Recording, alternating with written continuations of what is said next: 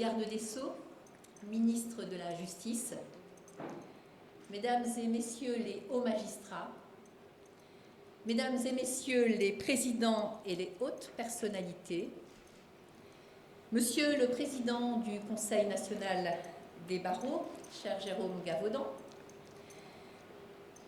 Monsieur le bâtonnier de l'Ordre des avocats du barreau de Paris ne sera pas parmi nous pour des raisons indépendantes de sa volonté. Il m'a demandé de lire un petit mot à votre attention. Je le ferai volontiers à la fin de mon discours. Mesdames et Messieurs les membres du bureau de la conférence des bâtonniers, Mesdames et Messieurs les membres du collège ordinal, Mesdames et Messieurs les bâtonniers, mes chers confrères, Mesdames et Messieurs, c'est un honneur de vous recevoir à l'Assemblée générale statutaire de la conférence des bâtonniers. Cette Assemblée générale est très largement modifiée cette année, tant en son lieu que dans son déroulement, en raison des contraintes sanitaires qui nous sont imposées.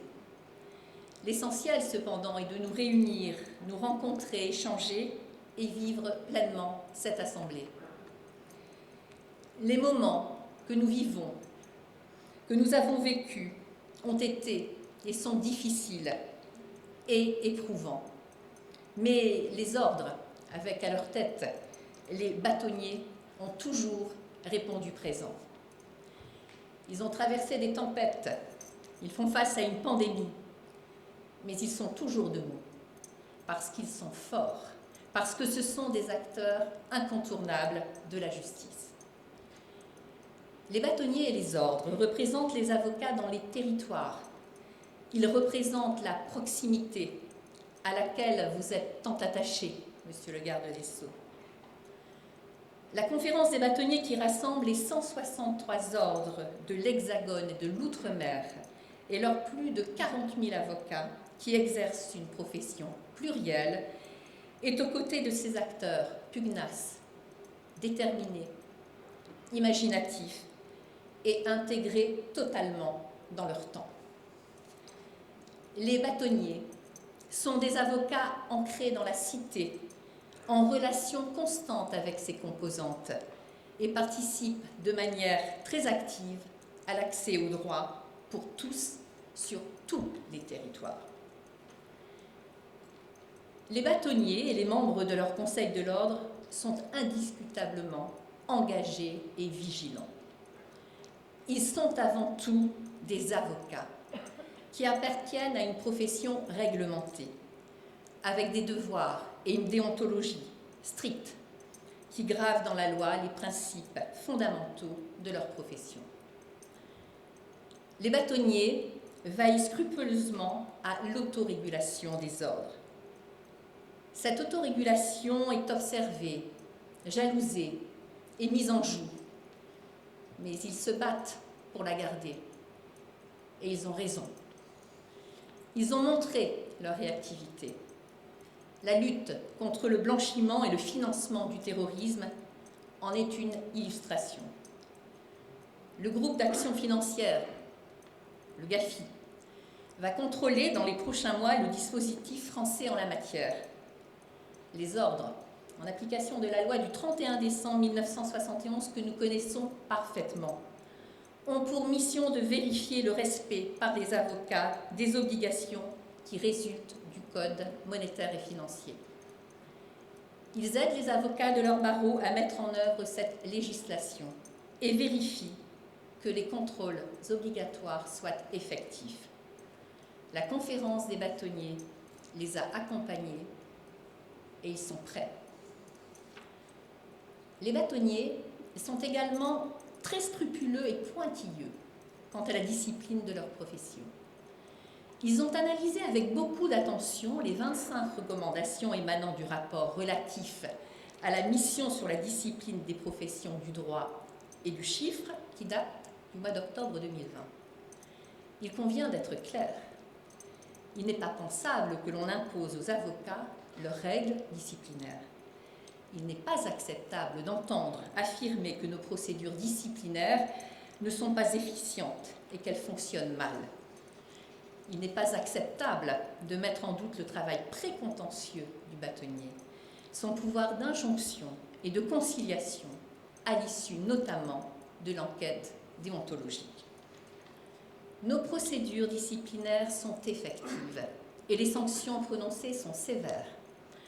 La conférence des bâtonniers n'a cependant pas hésité à travailler depuis 2012 sur des propositions d'évolution de cette procédure parce qu'il y a eu des mutations, parce qu'il y a des évolutions et qu'il convient de la simplifier. Le Conseil national des barreaux a adopté le 3 avril dernier des propositions d'adaptation et de réforme de la procédure applicable aux avocats. Ces propositions sont pragmatiques et issues de l'expérience. Quant à la recommandation relative à la réflexion sur un code des professions du chiffre et du droit, nous ne pouvons que rappeler que l'on ne peut faire fi des spécificités de chaque profession. Certes, les avocats sont des professionnels du droit, mais ils ne peuvent pas transiger sur leur indépendance. Ils ne sont pas des officiers publics ministériels et ne peuvent pas être placés sous tutelle.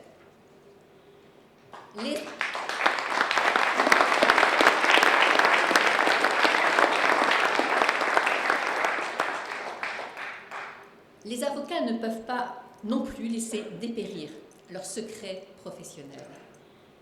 Il faut le dire, le secret professionnel des avocats est aujourd'hui en danger. Il est urgent que le législateur reprenne en main le dispositif législatif de protection du secret. Il convient toujours de rappeler que le secret professionnel de l'avocat n'est pas et n'a jamais été la protection de l'avocat contre la loi ou les poursuites, mais la protection de son client qui se confie à lui et qui a le droit à ne pas s'auto-accuser lorsqu'il se défend. Le secret professionnel et le droit de la défense sont aujourd'hui deux notions très liées, dont l'une ne va jamais sans l'autre. Il n'est pas normal qu'un avocat, sans que son bâtonnier soit informé, soit convoqué devant un juge ou un officier de police judiciaire pour s'expliquer sur des actes métiers sans être accompagné de son bâtonnier et sans pouvoir opposer le secret professionnel, sans risque de mesures coercitives. Il n'est pas normal que la violation du secret professionnel soit surpénalisée par un texte qui, dans certaines situations, peut aller jusqu'à 5 ans d'emprisonnement avec risque de détention provisoire pour l'avocat. Il n'est pas normal qu'un avocat intervenant dans le domaine fiscal soit dans l'obligation de dénoncer son client ou de révéler ses conseils et risque d'être jugé pour des faits de fraude fiscale au même titre que son client.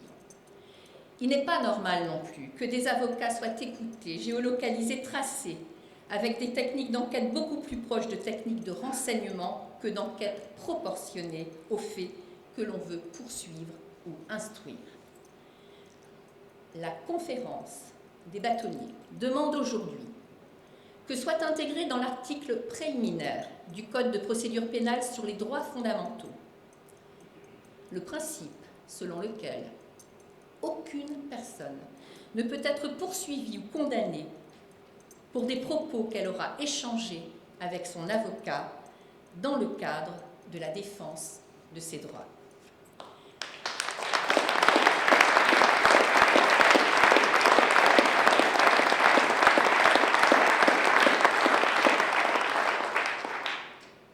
Il est également indispensable que plusieurs textes du Code de procédure pénale soient amendés. Et nous faisons des propositions. Lorsqu'un avocat est convoqué pour être entendu par un juge d'instruction, son bâtonnier doit être immédiatement prévenu. Son bâtonnier doit aussi pouvoir l'assister dans cette audition dès lors qu'elle se rattache à l'exercice de son métier. Il est plus que nécessaire qu'en matière de perquisition, lorsque le juge des libertés a statué sur l'opposition à saisie de pièces du bâtonnier, sa décision soit susceptible d'un recours immédiat devant une juridiction d'appel sous contrôle de la Cour de cassation. Il est nécessaire que lorsqu'un bâtonnier est prévenu d'une écoute téléphonique sur un cabinet d'avocats, il soit en capacité de former un recours contre cette décision de mise en écoute devant un juge. La décision de ce juge doit aussi être susceptible d'appel.